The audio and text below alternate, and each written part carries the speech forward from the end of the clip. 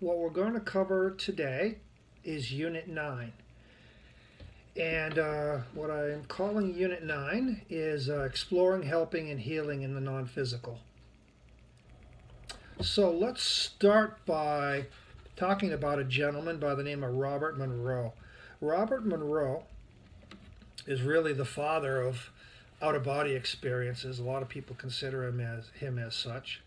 He was a very successful businessman in the radio business. He owned lots of radio stations and made a lot of money doing that. And also in that business, he's also an engineer. He became very, very skilled at audio technologies, recording technologies, mixing technologies, and various technologies in electronics, how to sort of modify and tweak audio. And that skill came in very handy, as you'll see in a bit when we talk about him in more detail. Back in the 50s, he was really finding that, actually I think even in the 40s, he was really finding that his experience and skill set in radio was becoming less and less pertinent in a world where television was really starting to become more and more prevalent. And for whatever reason, he decided that television wasn't interesting to him. I think actually, as he put it in his book, as he stated in his book, technically it was interesting to him, but I think he felt like, been there, done that. So I think he was sort of at a crossroads in terms of what he wanted to do. And from a financial standpoint, he was pretty well off anyway, so it's not like he had to do that he didn't have to do this new project in order to make a living. He could make a fine living just living off the money he'd already built up through his radio career. Anyway, so this story, though, isn't really about his career. It really happened one night. He started having strange dreams and other kinds of experiences. And the first experience I think he had was that he rolled over in the middle of the night and had some strange sensations in his hand or arm. And after a little bit of experimentation, found out that his arm was actually in the middle of his wall somehow. Somehow his wall was no longer solid, totally solid, and his arm was somehow in the wall, and he could feel the structure of the wall and the wiring and various different things. And obviously, he thought that was very strange. And he sort of woke up and went along his normal day, and constantly was thinking about this strange sensation that he had. He didn't know what to chalk it up to, and so he sort of moved on from it. Later on, I don't know whether this was days or weeks later, he woke up in the middle of the night and he had an even stranger sensation. He woke up on the floor, and the floor was this sort of very rough textured floor. So it wasn't the floor in his room, but it was a floor of some sort with a very kind of rough texture. And it had something that looked like a fountain beside him. He opened his eyes, and his face was against the floor, and he saw this odd fountain-shaped object beside him. And it was all very confusing. It was nothing that he recognized. And it was very vivid, and he really felt like he was awake and not asleep. So it wasn't as if he was just having a strange dream. He tried to get up and to move, and was having some difficulty doing that. But somehow he sort of rolled over, and his perspective changed. And now what he saw when he looked down, he saw a bed. And in the bed, he saw his wife. And beside his wife, he saw a man sleeping. And he spent a lot of time looking at that, trying to figure out what it is he was looking at. And after a time, he discovered that he was looking at his wife and himself in bed asleep. And as he looked around, he saw that sort of rough floor that he was lying on was actually his ceiling. So he was actually up against his ceiling. And when he looked over at this fountain, it wasn't a fountain at all. It was a chandelier. It was a light fixture in his room. And now he recognized it, now that he had sort of reoriented himself.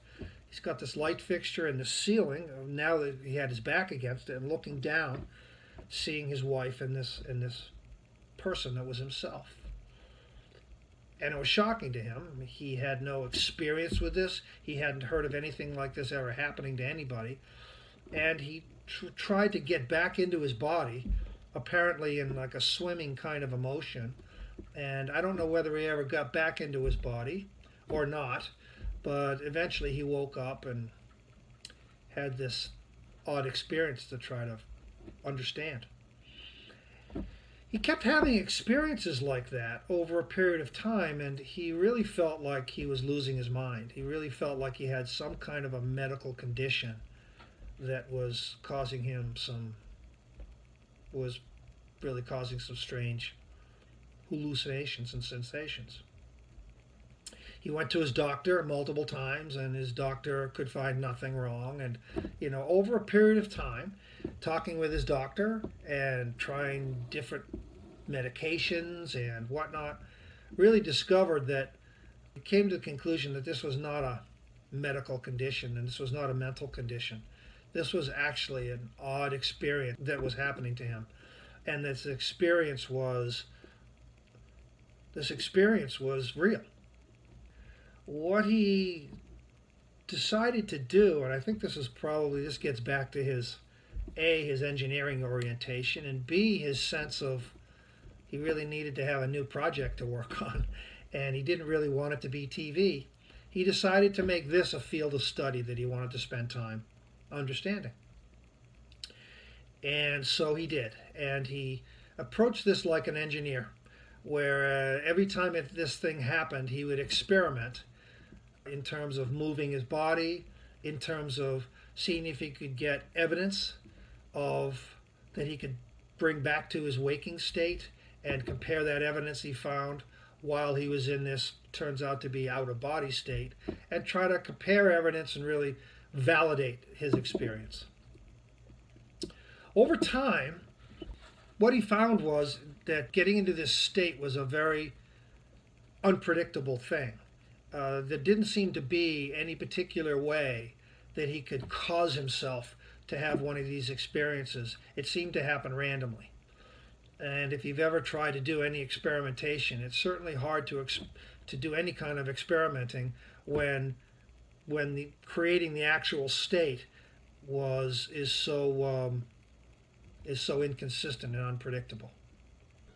He worked a lot at trying to come up with ways to cause this separation. Early experiments were pretty fruitless. It turned out that he had spent some time in his radio career playing around with audio technologies. One of the technologies that he found interesting was would have been used for learning. And so he played around with the idea of learning a new subject by recording the subject, recording lectures on the subject, and listening to those lectures while he slept. And it was really, I think, a business opportunity that he saw for people who wanted to learn quicker and better and easier. And so he had a lot of experience in trying to communicate directly with the subconscious using audio technologies and headphones and that sort of thing. That apparently really never went anywhere, but he had this idea that perhaps there was something he could do from an audio technology standpoint that might be useful in studying these out-of-body experiences. Over time, what he happened upon was this thing called hemisync, and it's a technology where I'm not going to get into the details of it, but there are tones that you can create that are slightly out of sync with each other. And what happens is, if you play these tones combined with verbal cues or meditations or guided, I will call it guided meditation, with a voice, a speaker, if you combine those two things, it causes odd things to happen in terms of brain synchronization. And so, what we're talking about when we talk about brain synchronization is there's a left and a right half of everybody's brain. If you look at a brain, literally, it's really, a brain is really two brains connected together.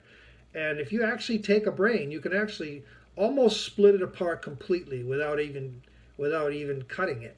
The two halves are very, very distinct and separate. And you hear people talk about whether they're a left brain or a right brain person. It turns out that the left brain is where your logical, technical, mathematical thinking goes on, and your right brain is where your creative thinking, your artistic thinking goes on. And so you've got these two brains that it turns out if you spend a little bit of time looking at neurophysiology and psychology and those sorts of sciences, a lot of work has been done to understand how these two different brains work, and they work in very, very different ways. And we're not going to talk about any of that because we could spend hours easily talking about that. The point is, you really have two different brains, and they work differently. They think differently. They happen to be attached together, and your mind, your thinking process, is really a combination of those two processes.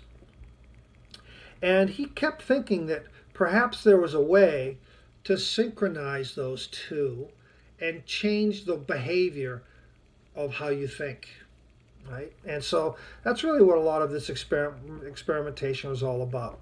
Well, fast forward a bit of time, he also recruited some very, very smart people, engineers, audio engineers, and just smart people, PhD level academics, to join his little happy band and to help him understand how this works and to improve this technology. And what he ended up with over a period of time was this HemiSync technology, which, if you use it, allows you to synchronize your brains, whatever that means. But the interesting outcome of this synchronization is this ability for you to be able to move out of your body. And moving out of your body is just the way I'm referring to it. It's a clumsy way of putting what's going on, I believe, but unfortunately we're stuck with our English language, and so that's the terminology I'm going to have to use. There's a lot of people have a lot of doubt as whether or not we are in our body and we leave our body, but I really don't want to even try to go after that kind of nuance because it's going to be too difficult. So let's just stick with the idea, however clumsy it may be, that using HemiSync, you can actually leave your body in some non-physical way. So that you really end up, although you end up having a body when you leave the body, it's what we might call an astral body. It's a body with two arms, two legs, a torso and a head, two eyes, ears, etc. But it's non-physical in nature. And when you leave your body, you can move around without walking. You can just mentally cause yourself to move around. You can see objects. So he found, and this book, it's called Journeys Out of Body. This book talks about, it's almost like reading a diary of his experimentation, where eventually he was able to, on a very repeatable, regular basis, leave his body, move around his environment, move through walls, move through the air, move from state to state or planet to planet, all over the place, and see with his non-physical eyes another realm, another version of our three-dimensional world. And I know that sounds far-fetched, but he taught this to many, many people, me being one, to be able to leave your body and navigate our world. This world that you navigate is an approximation of our current world. You may wake up, leave your body, and be in your room and see yourself sleeping on your bed, but you may see that your bed is slightly in a different position. You may see that instead of having one window, you have two windows. You may see that you have a different rug on the floor. So it's really odd because you are out of your body and you're in a non physical state. You are wide awake, you are fully lucid, you are fully alert. And you're looking at a physical world that's not quite fully physical because you can move through walls and you can float. You can do all kinds of strange things that you can't do in our three-dimensional world. So that's what he created. And he created an institute in Virginia that teaches this. And anyone can go to this institute for a 10-day program and take part in what's referred to as the gateway experience, where you learn how to do this. Some people are much more skilled at this than others. I am not very skilled at it, unfortunately. It wasn't for lack of wanting to be skilled. It was just apparently I need to spend a lot more time and a lot more effort learning about it to be able to do it. It also may be that this skill is like a lot of other skills in the real world. Anybody can be an artist, for example, right? Anybody can paint a painting. If I put a bunch of paints out in front of you and give you a brush and a canvas and tell you to paint, you can paint. Are you going to be able to paint like Picasso? Probably not. If I sit you down at a piano, are you going to be able to play like Mozart? Probably not. So there are a lot of people that believe that although this is a skill that anybody can learn, it may be a skill that only certain people can master. And I guess I've come to that thinking, that perhaps this is a skill that I won't be able to master, so perhaps I shouldn't dwell on that. I should sort of move on, which is what I decided to do. So I will tell you a little bit more about my experience with HemiSync, but I'm going to wait a bit before I get to that. So this process of leaving your body, some people refer to as astral projection. You might have just also referred to it as having an out-of-body experience, or an OBE. There are hundreds, thousands of accounts of people having OBEs. They're actually very similar to near-death experiences where, I found myself floating above my body, I moved here, I moved there, I saw this, I saw that. In the case of a near-death experience, very often it involved moving towards the light and all of that part. It's basically, in the case of a near-death experience, it's about actually transitioning from your life to your afterlife existence. And even if you don't stay in that afterlife, you're really sort of going through a pretty predictable process. In the case of an out-of-body experience, the process is a lot less predictable. You find yourself in a non-physical version of our world, but you're not necessarily moving towards a light or moving to any kind of transition. You're really just in an exploratory stage. You can go left or you can go right. You can go outdoors, you can stay indoors. You can really do whatever it is you want to do, but you're just doing it with different rules. For example, maybe gravity doesn't apply as much. Perhaps, as in a dream, you can have a little bit of control over your environment. You can make things appear and disappear. Or perhaps you can't. So it depends on your particular level of skill, and it depends on the actual realm that you're in. Again, I know this is a little bit odd, but let me remind you that we spent hours in previous lectures validating the fact that there's really a non-physical aspect to our world.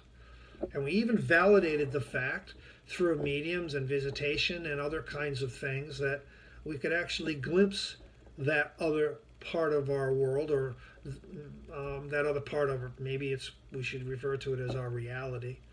That there are entities there are people there are consciousnesses there that we can communicate, we can talk to, and we can interact with. So we've really kind of covered that ground, and I tried to make sure that as we covered that ground, we tried to present as much evidence as we could so that we could help you believe it. Well, this is really just another baby step in that direction. So it's not like this whole idea of us of having this non-physical world and this out-of-body experience where we're going to, explore that non-physical world. It's not like that's some unbelievably new concept. It's not some new giant thing that you've got to be able to swallow or to work at trying to believe. It's just one more step along the path that we've already been walking. The only difference is, in this case, is that through some technique that you can cause yourself to enter into this world. By the way, when you do enter this world and explore, your actual physical body is still right here in the three-dimensional world, in bed or in a recliner or whatever, sleeping, meditating, whatever it is, while you're off gallivanting in this other space. And there actually are lots and lots of people who have witnessed this thing called a golden cord. It's almost like an umbilical cord. Most people say it actually, instead of coming out of your abdomen, comes out of the top of your head. I know this is all sounding very, very strange and bizarre, but it's the way it's been recounted. It's the way it's been told. It's the way it's been experienced by thousands of people over thousands of years. This is not just some crazy idea that's come up in the last decade. So there's this thing called a golden cord, and there are some people believe if the golden cord gets cut while you're in the astral plane, maybe bad things happen. Maybe you won't be able to get back. That's never been validated. Some people have never seen the cord and think the cord is a mental construct that some people create, and other people believe that it's a real thing. Neither here nor there. Just like a lot of these kinds of experiences, they vary based on culture and based on individuals. But the basic idea is you're able to enter a mental state, a very meditative state, where you can slip out of the confines of your physical body and explore. So let's switch gears a little bit and talk about some specifics. There's a gentleman by the name of Jürgen Ziever, and I'll put this name and the other information in the resources. He is from, I want to say, Austria, and I would say he has done the best job in terms of documenting his experiences in the non-physical in a book. The book is titled The Multi-Dimensional Man, and if you were only to read one book about this entire topic, I would say this would be the book you should read if you're interested. It's a wonderful read. It's a bizarre read, but it's a wonderful read. Jürgen, I think sometime in his mid-20s, he practiced meditation a lot. And I don't recall the reason that he felt like he needed to meditate a lot. It's just something he felt compelled to do. And just as a side, I will say, meditation is the doorway to most of the kinds of things we're talking about here. Most of the things that we're talking about, out-of-body experiences and other kinds of similar things, require a particular calm mental state. Maybe we would call it a detached mental state, a neutral mental state that would allow you to kind of separate.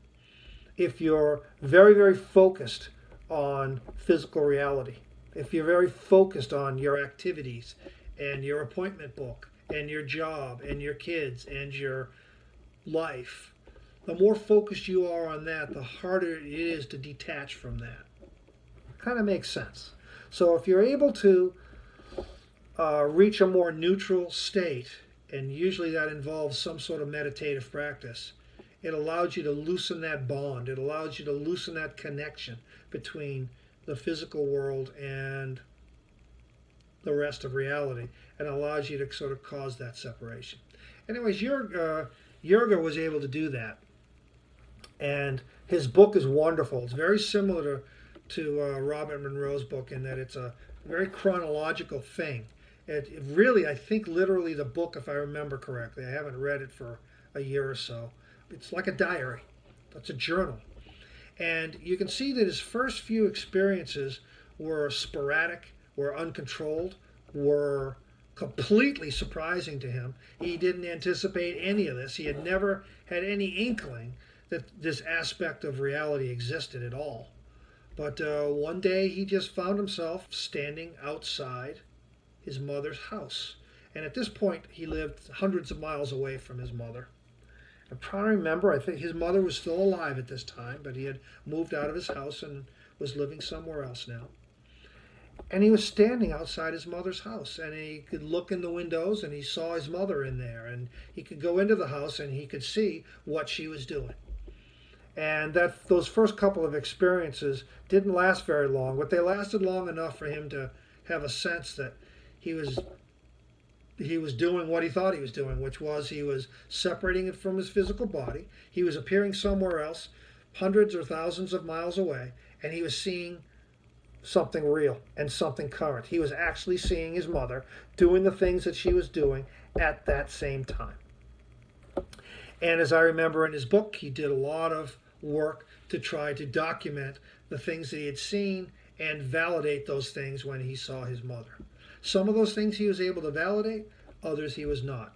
One thing that comes up over and over again with these sorts of experiences is you would like to think that if you left your body and you went somewhere else and you saw something else, you saw someone doing something particular, that maybe the next day after you returned to your body and woke up and were back in physical life, that you could talk to that person and you could say, hey, I saw you last night and you did this, this, this, and then you did that.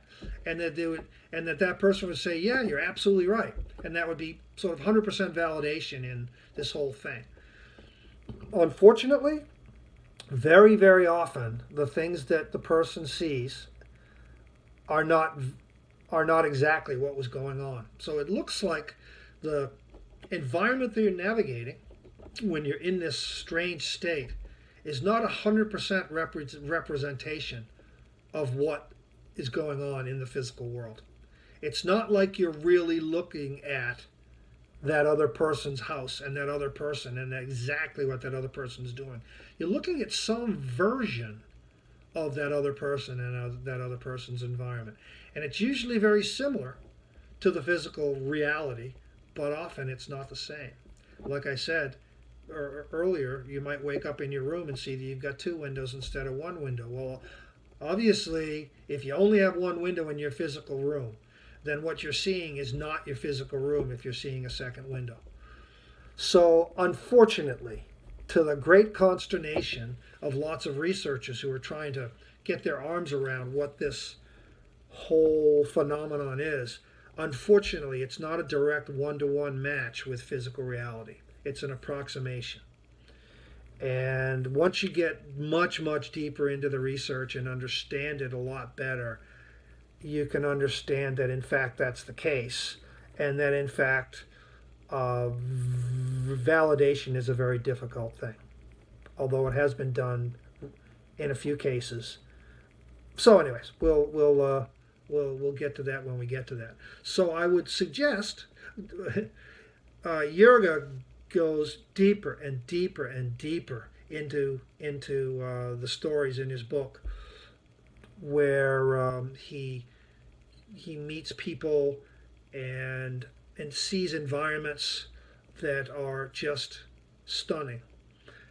In some cases they're mundane. In some cases they're like, okay, well this is a certain city, but it's a different version of the city, but it's got the same vibe, it's got the same feel. And he meets people there, and sometimes he meets people that are dreaming, and he talks to them, and it seems as though they're very, very their lucidity is very low, and his assumption is, and I think maybe even when he talks to these people, it actually gets them to verbalize this, is actually they're dreaming.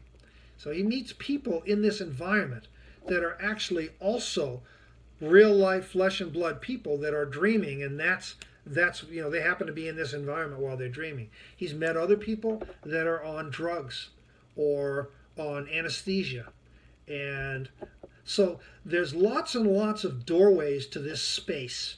Dreaming is a doorway, meditation is a doorway, hemisync is a doorway, anesthesia is a doorway, hallucinogenic drugs. All of these sorts of activities in the physical world can all cause this disconnection of your astral self with your physical self, and basically allow you to entry into this environment where you can explore and discover.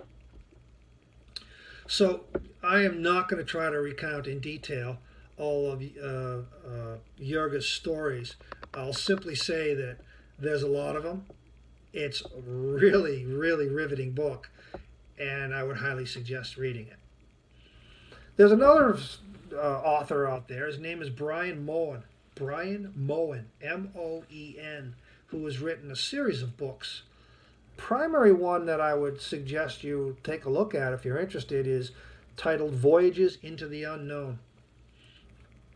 The interesting thing about his stories is that, again, like Jurga, like Robert Monroe, he discovered this ability to be able to disconnect from his physical body through a meditative process, which he teaches, by the way, and we'll talk a little bit about that, and enter into a non-physical environment. But Brian has got a whole different spin on this. The title of this unit is Exploring, Helping, and Healing in the Non-Physical. And Brian is really into the helping part. Okay, so we're gonna take this thing to another step. Brian disconnects from his body and goes into the non-physical, but he communicates with some level of intelligence in the non-physical space. I'll jump ahead a little bit here, and most of my discussions are not going to get into the details of spirituality and spirit guides and all of that. That's a subject for a whole other set of lectures. But I'll just simply say that most spiritualists, most people who have spent any time understanding this non-physical aspect of our reality, all agree on the fact that we're not in this alone. They all agree on the fact that we've got at least one, and actually typically several, advisors that are non-physical in nature, whose desire it is to assist us if we need help. And of course there's the whole, I guess we could call it a childish myth of a guardian angel and those sorts of things. And it turns out if you spend any time studying these things and looking at some of the evidence, these are channeled and medium type based evidence, you'll find, and also hypnotic regression evidence, which we'll get into hypnotic regression in a bit, you'll find that there keeps appearing this sense that there are intelligences that are non-physical in nature that we can access. We can access them in our normal life. A lot of people say that things like intuition and gut feel and those sorts of things, that is in part facilitated by these intelligences that are there to help us. Will they tell us the lottery number? Probably not. But they might be able to tell us, they might be able to help us gain some insight into what's the right thing to do in a particular situation.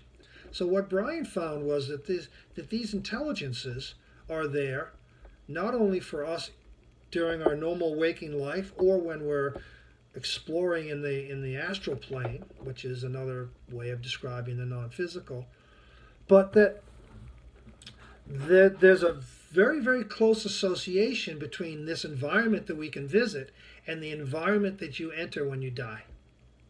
So people who die end up transitioning through either a similar environment or maybe the exact same environment that you can enter through some of these techniques. And so what he found was that he ended up encountering people that had died. Maybe recently, maybe not so recently, but people who had died who hadn't gone completely through the transition process to wherever you end up when you're dead. And we will talk about that as well at some point. But we're just going to talk about it here from the standpoint that think of this in terms of there's this reality that we're in, and that there are shells around that reality that represent other levels, other levels of existence. You can think of them as different dimensions. You can think of them as different realities. You can think of them in a lot of different ways. But what the idea here is that when you separate from your body and you become, and you're operating as an astral entity, you're in one of these closely associated dimensions. And so if you think of this in terms of the center is where we exist, there's a layer outside of that which is, let's just call it the first level of the astral, and that there are layers and layers and layers that build up beyond that that are different in many ways. And when someone dies, you exit the physical dimension that we're in now, and you transition through one or more of these other shells, these other dimensions, on your way to wherever it is you're going. And again, we'll get to that at some point. Let's just talk about this first layer first. So what Brian found is that he came across lots and lots of entities in this next sphere, in this next layer, exactly the way Jurga did, and in a similar way as Robert Monroe did. So, but what he found is when he was in this other space and he was communicating with these other entities, some of these entities were completely non-physical beings that had no incarnation in their past at all. They've always been in this space. And he ran across other people that were alive and they died, and for some reason they're stuck in this space. And what they don't realize it, but what they're trying to do is transition more completely through the death process, but somehow they're stuck. Okay, and his guides, the people that are there to help him, to support him in his journey, his growth, coached him into how he can help those people occasionally to get unstuck from that environment and to move on. And that process of helping a person who's stuck in an environment like that is referred to as a retrieval. Okay, so the idea is you've got someone who's lost, someone who's stuck, and what you need to do is help them, retrieve them from this environment, and help move them to the environment you're trying to get to. Think of the tunnel that we talked about in a near-death experience, the tunnel of light, or the dark. It's a dark tunnel with a pinpoint of light that you're moving through, and you're getting closer and closer to that light. And when you get to that light, again, if you listen to my previous units, you'll remember that there are people there that you know. These are grandparents or parents or siblings or friends. These are people who have transitioned already from life to death, and they're there typically to welcome you to this other place.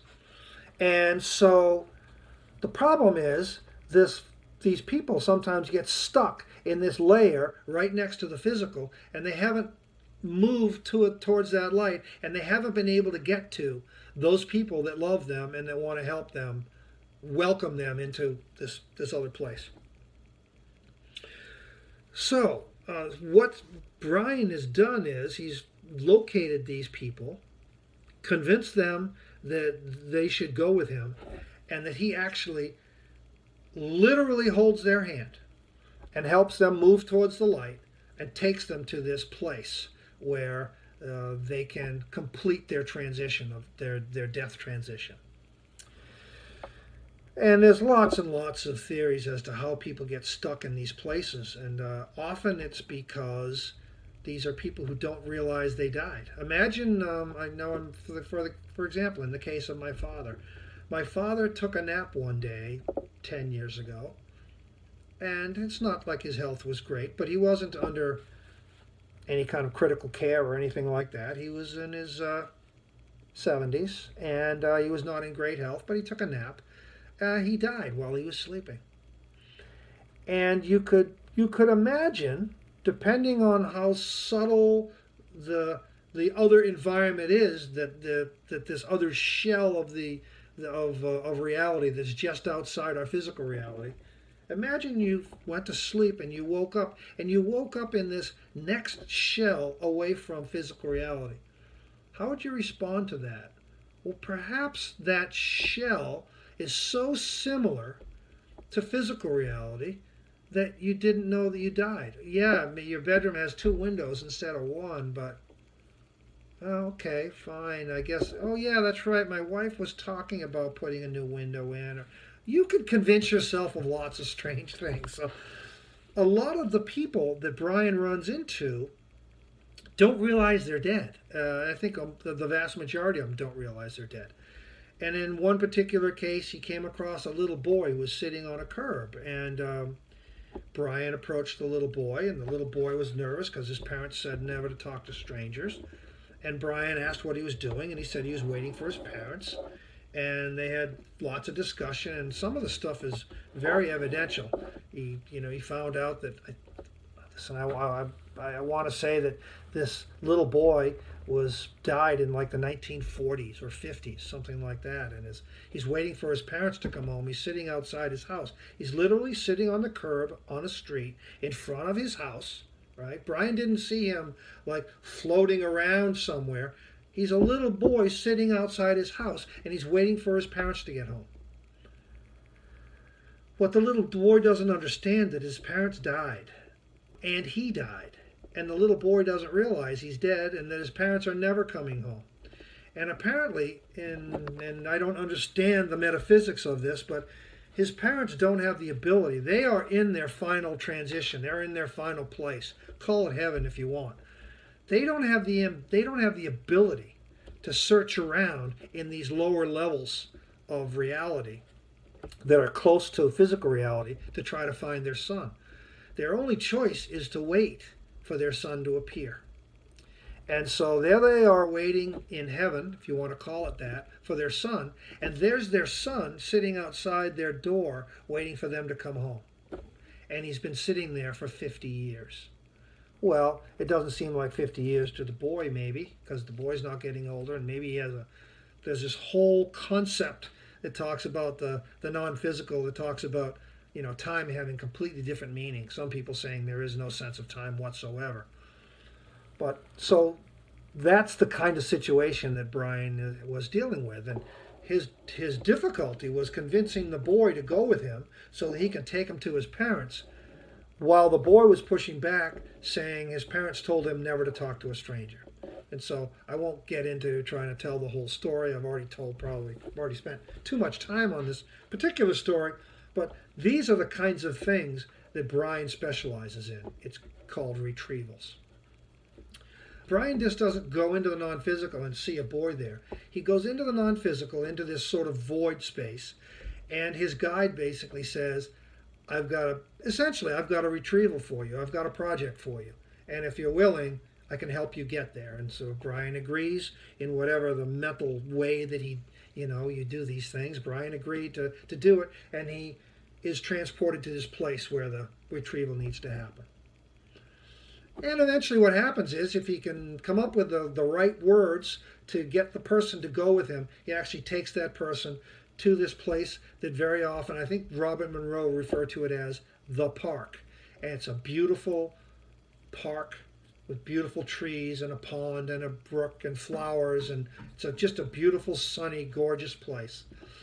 It's a place where they very often will bring a retrieval, and where it's in a very high order plane somewhere in the non-physical where people who have died can actually go to.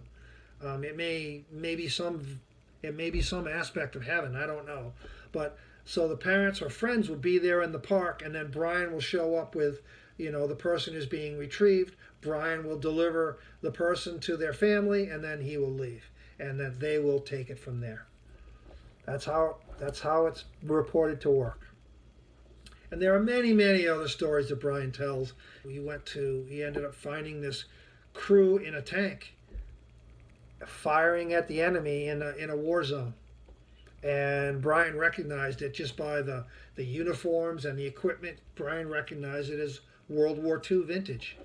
And these people were in a tank and were fighting World War II. They were finding enemy. They were shooting at other tanks, and then they'd move their tank and they'd shoot at and this had been going on for all of the years between the end of World War II and now. And this crew in the tank had been killed many, many years ago, but they didn't realize they were dead, and they were still living what they thought was their life, but they were actually living not in reality, but in that next shell beyond reality, in this sort of, we'll call it an astral plane. And Brian actually had apparently communication with some of these guys' friends, comrades who fought in the war, who were killed, who did make it all the way through their transition. And all of those friends were waiting for this crew of this tank to get there so that they could welcome them home. And Brian figured out a way to transition these people to be able to get them on their way. Really, really just interesting stories. Bizarre stories, absolutely. Absolutely bizarre stories. But these stories that he tells are similar to stories that other people have told over hundreds and thousands of years. So I'm not willing to simply dismiss these stories as being bunk. Especially given, let me tell you a little bit about some things that have happened to me that help me sort of buy into what's going on here. There's another aspect to, and I'm going to just call it heaven because I can't think of a better word to use, but just understand that heaven to me is simply a concept of a place where you end up transitioning to after you die. And no, you don't stay there forever. No, you don't float around on clouds, but it's a place that you can end up transitioning to. Let me see how to best tell this story because it's got so many parts to it. I've been in this journey that I've been in for 7, 8, 9, 10 years. And during that time, I've read hundreds of books and I've experimented with dozens and dozens of different things, from meditation to shamanic journeying to hemisync, brain synchronization, and on and on and on. So one of the things I first started doing, if you go way back to my early lecture units, was I started studying dreaming, especially lucid dreaming. And I started keeping a dream journal. And that's an important aspect to learning how to recall dreams and then how to lucid dream, is by journaling your dreams. And I would occasionally have very vivid dreams, as we all do. But most of us simply forget the dream a few hours or a few days later when we move on with our life. And I do that too. I just forget about them eventually. But I've got them captured in my dream journal so I can go back and look at them. And I had a very vivid dream once where I was in a basement, stone walls and a wooden doorway that somehow led outdoors, and there was a wood burning stove in the corner. And there was kind of a rustic wooden table in another corner. And in through the door walks a woman carrying a baby, and the baby's crying. The baby is just in a lot of pain. And I went over there, and the woman was asking for help. And I went over there, and the baby's right leg was all swollen and red, and was obviously in a lot of pain. Somehow I knew how to help, right? And so I went over, I asked the woman to put the baby down on the table, and I went over to the table and I rubbed my hands together like this until I could feel heat in my hands, which I can feel heat right now. If you rub your hands together, you'll feel heat. And I put my hands over the baby's leg, and I could feel something electric going on. And when I looked down, I could see this amazing emerald green glow appearing from the bottom of my hands and covering the baby's leg. And after a minute or so of doing this, never touching the baby, just passing my hands over the leg, the baby stopped crying, the leg looked normal, the woman was happy, everyone's happy, and she left. Everybody was good. And I assume the dream went on and I had other experiences, but whatever. That was essentially what happened during the dream. And a couple of years later, I had a meeting with I guess I would call her a modern avatar. She's one of the sort of world leaders in the spiritual movement. Her name is Mirabai Devi, and In my first meeting, I told her this story, and I asked her what the significance of the story was. And first of all, what I said is, it was green. Is there any meaning to that color? Does that mean anything? And she goes, absolutely. She goes, that is the color of healing. So that is the only color that should have come out of your hands to heal that child.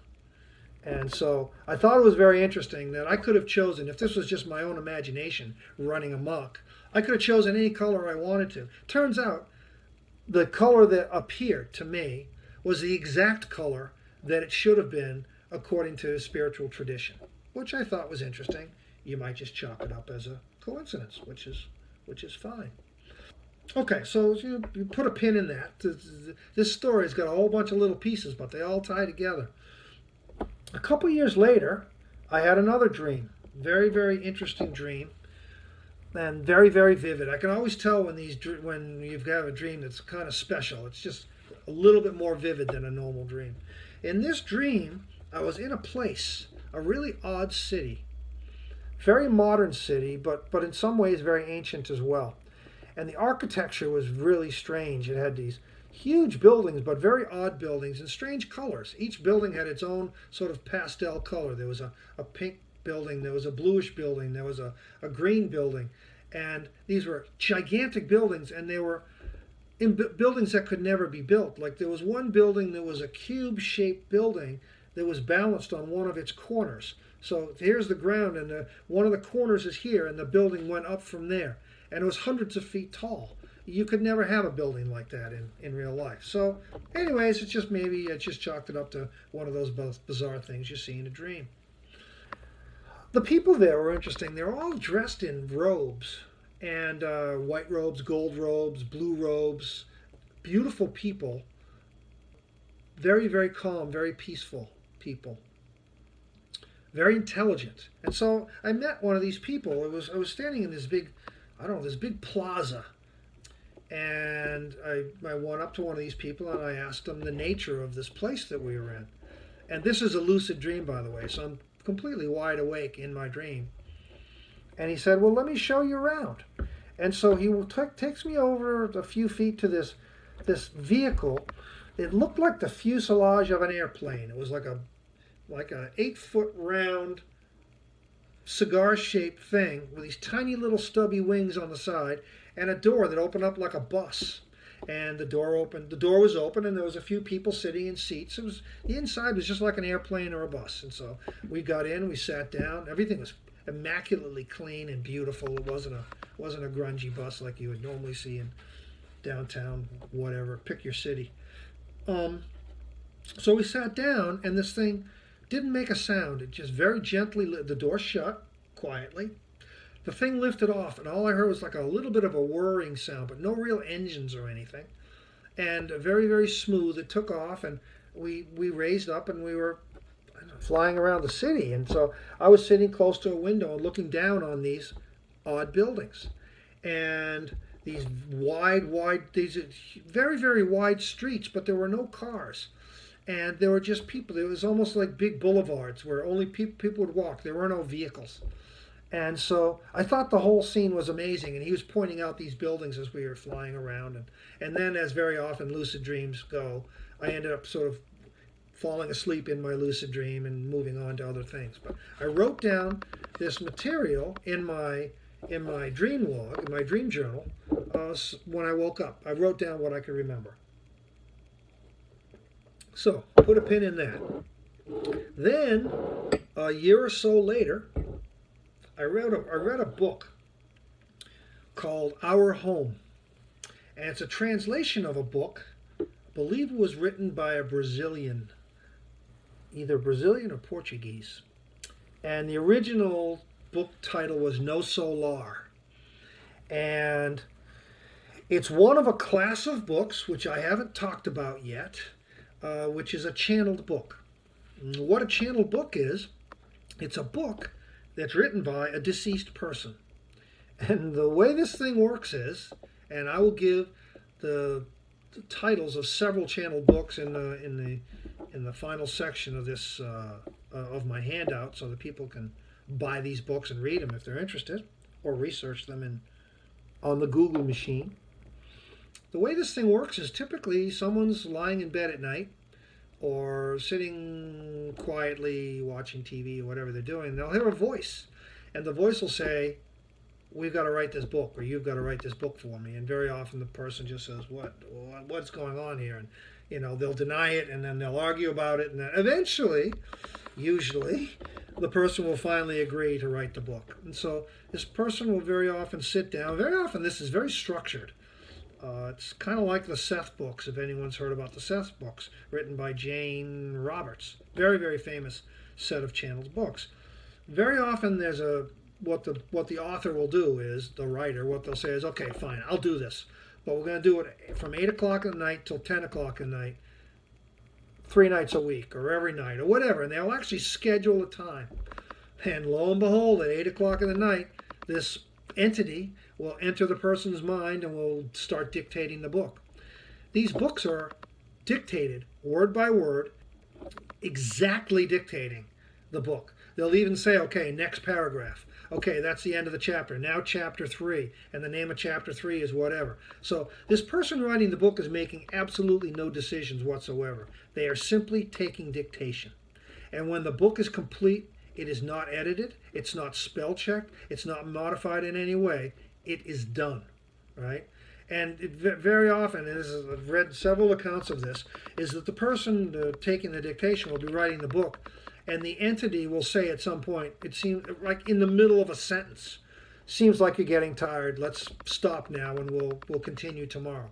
And then at 8 o'clock tomorrow, or whenever the next scheduled time is, the dictation will begin exactly in mid-sentence. It'll take up from where it left off. It's as if this book had already been written, and the dead person was simply reading the book as it has been written to this live person who's writing it. So that's a channeled book. Anyway, so I'm reading this channeled book called Our Home, which is a translation of the original, which was No Solar. And it's about a doctor who lived, again, I think it was in Brazil. He was kind of a dick. He was not a nice person at all. Ended up eventually dying. And this book is a book written about his life. So the person who wrote the book, the person who died, is actually the main character of the book. And it's about his life, it's about his death, and it's about his transition to the afterlife. It's really an incredible read. The reason I'm telling you about this is I was reading all books having anything to do with these subjects at the time, and that's the reason I picked up this book to read it. But what I found was, at some point when he had gone through all the transitions necessary for him to reach his final destination, his final goal. Well, no, first of all, I'm sorry, I'm jumping ahead. Part of his transition, he ended up in a really nasty place originally. A dark, dreary, smelly, nasty, depressing place. And if you remember, I think it was in my last unit or maybe 2 units ago, I was talking about Eben Alexander, the neurosurgeon from Boston. When he died, he said he found himself in this awful place, face down in a mud hole, this stench, depressing, dark, really bad place. Well, this was exactly the same thing, only this book was written back in the 1930s, so interesting. He ended up in almost the same environment, but these two people knew nothing about each other. Anyway, so he ended up in this nasty place. He stayed there for a bit of time and eventually ended up asking forgiveness. He wanted to get out of this place, asking for forgiveness. Once he asked for forgiveness, these people kind of showed up almost on a light beam, packed him up on a gurney of some sort. These people were dressed in these white robes with this gold trim and carried him, transported him somehow to a much happier, more beautiful place. Call it some version of heaven.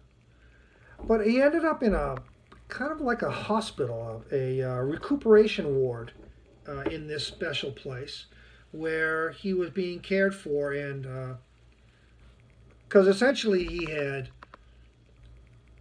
psychic injuries, I believe is probably the best way to put it. Psychic and physical injuries that he suffered during life and during his early transition into death. And those things really needed to be healed for him to really be able to transition completely into his afterlife experience. So he was in this place, and it was like a hospital. It's interesting, as I'm reading the book about this place, it talked about people healing. Call them doctors in this place, healing this person, and they would rub their hands together and use their hands. And there was a scene in the book of rubbing the hands together and using their hands and having light coming out of the hands or energy coming out of the hands to heal these people, which I thought was interesting. I didn't think much of it. I didn't apply it to myself in any way. I just thought it was an interesting part of the story. This guy ends up fully recovering from his psychic and physical injuries and ends up becoming actually a doctor in this place. And he ends up becoming one of the people who administers healing to new people who are arriving. But the interesting thing is there was a scene later in the story where they were walking around the city and they were talking about these odd big buildings and sound very similar to what I had experienced in my dream, but it's a book, and so how do you really know? So I ended up just feeling like that book seemed to parallel some of the things from my dreams, but I wasn't quite sure. A year later, I ended up, so put a pin in that. A year later, I ended up discovering a movie called No Solar. And I remembered that I had read the book that was based on No Solar, so I really wanted to watch this movie. And I watched this movie, and it's an okay movie. It's a subtitle movie. It's done reasonably well. It's a little hokey here and there. But what stunned me was the imagery in this hospital space where they're administering to him, and the doctors are using their hands, and the color that's coming out of their hands is the exact green glow that came out of my hands when I had that dream several years prior. That exact same glow. And they went through the same process, held their hands above the place to be healed, and energy and green glow came out of the bottom of their hands. I was like, wow, that's pretty incredible. Later in the movie, when they got to the scene, when the doctor had now recovered and was now sort of wandering around the city doing different things, he was in this big, huge plaza. And there are people walking around with different color robes, mostly white with gold trim, blue robes, different things. No vehicles. Strange buildings. I was like, this is getting stranger and stranger. Then he needed to go to a particular building that was apparently a long distance away. Of course, he could have walked. I suppose he could have floated, but everybody was walking, so. Anyways, he gets into this vehicle, which is the exact vehicle that I dreamt of. Looked like a cigar, it looked like a tube. It was like a plain fuselage. And he got in. It looked like an airplane on the inside. The door shut. Off it went silently, flying above the city. Looking out the windows down at the buildings, there was a pink building, there was a blue building. All these strange buildings that I had imagined and I had taken notes on in my dream journal. I had even done a sketch of the cube building. All of this stuff that I saw, I don't remember whether particularly the cube building was in the movie or not. I forget now. But it was exactly what I imagined. Big wide boulevards, people walking, no vehicles. It was unbelievable. So, what's the point here? Well, listen to all these little snippets that I just gave you. From a dream that I had several years ago where I did a healing, to a book that I read, to one last thing is, if you remember in one of my earlier units, I'm talking about the Hemi-Sync program. I'm talking about the fact that I'm wearing these headphones, listening to these weird tones in my ears, and I'm hearing all this strange static and noise. And I also saw this perfectly green rectangle in my field of vision. Well, guess what color green it was? The exact same color green that came out of my hands and the exact same color green that I saw coming out of the doctor's hands in this movie. What does all that mean? What it means is I have personal experience with connecting to a lot of this information. So I don't find it that hard to believe these things because these things seem to have happened to me as well in some little bits and pieces. Pretty amazing. So what I'm going to do here, I have a feeling this unit is probably getting to as long as I really think it should get to. So I have a whole bunch more material I want to cover. It's funny, when I originally wrote these units, I had Unit 9 and then Unit 10, and I had them separated into two pieces, and I combined them because it didn't seem like enough material for one piece. Well, guess what? We're at an hour, and we're only halfway through this, so I guess I'm gonna, I guess I'm gonna break this unit into two pieces again. So I guess one more thing that I would mention before we close this unit. I want to talk about the hemisync. What I was telling you way back when, several units ago, when I was describing this static that I heard over the headphones and the green square that I saw, I told you that I understood now a lot more about what happened back then, and that I would tell you about it. Well, now I'll tell you about it. I've read a lot about how to actually cause yourself to separate from your body and to have an out-of-body experience. It's a whole bunch of techniques. And maybe what I'll do is I'll do a lecture or two on the actual techniques of having an out-of-body experience. Some of them involve listening to hemisync music, or not music, but, well, music or basically audio. Others of them involve more meditative kinds of approaches. But in either case, there are certain things that start to happen to you physically and audibly just before you separate from your body. And one of them is paralysis. One is that you actually start feeling numbness in your limbs, and it typically starts in your legs, and then it works its way up to your abdomen and your arms, and you actually have paralysis. Sleep scientists will refer to that as sleep paralysis, and they'll say that's nothing special. That happens to all people who sleep. It has to happen to you. Otherwise, you'd be acting out in your bed what you're doing in your dream, and you'd hurt people and you'd hurt yourself. So a scientist would say there's nothing special about that. I don't want to argue that point. I just want to say that that is one of the stages in an out-of-body experience. Another stage, and there are several, but one of the other stages is a late stage that happens just before separation from your body. It starts with like a racket, some sort of loud noise, and it gets louder and louder and louder until it's a loud roar, like a freight train going by. It actually shakes your body. It's so loud, and that's the final stage of what happens just before you separate from your body. So it turns out that the thing that I was experiencing way back when I had this hemisync experience with this green vision in my eyes and this loud buzzing that was getting louder and louder in my ears, that buzzing was not coming through my headphones. That buzzing was not coming out of my CD player. That buzzing was coming out of me. That was the experience of the final stage before separating from my body. I didn't realize it at the time. I thought that noise was coming from my headphones, and it wasn't. So it turns out now, in retrospect, looking back at it, that I was about to have an out-of-body experience. But like a dope, I didn't realize what was going on, and I simply decided to open my eyes and end the experience because I thought my batteries were dying or my CD player was having a problem. So there you go. That covers OBEs and some of the helping and healing aspects of this unit.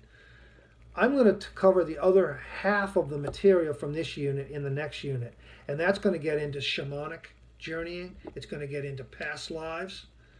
It's going to get into life between lives, which is really, really interesting stuff. And I'll cover that in the next unit because I think people probably need to take a break right now. So until next time, we'll talk later.